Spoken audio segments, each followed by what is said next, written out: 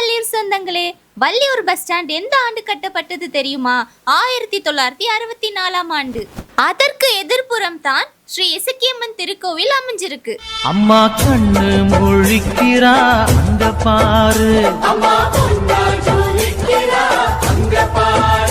அம்மா. இசக்கியம்மன் கோயில் முதலில் ஓலக்கொட்டையில் தான் இருந்தது. ஊரில் உள்ள ஓட்டுநர்கள் எல்லாம் சேர்ந்து இசக்கியம்மன் கோவிலுக்கு திருவிழா வைக்க ஏற்பாடு செய்து வந்தனர். காலனா, அரணா, ஒரணா, ரெண்டனா என நிதி திரட்டி திருவிழா செய்து வந்தனர். முதலில் செவ்வாய்க்கிழமைகளில் திருவிழா நடந்து வந்துச்சு.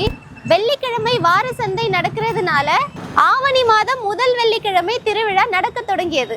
வாரி கொடுக்கிற கைய பாரு, அந்த வானச்சவப்புல கண்ணம் பாரு. முதலில் சாதாரண முறையில் வணங்கி கொண்டிருந்தனர்.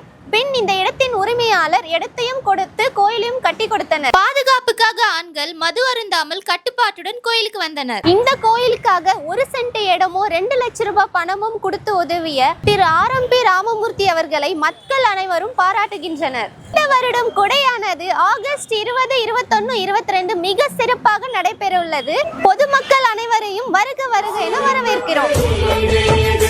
அம்மா கண்ணில் தெரியுதே வீரதீபம் அவ சங்க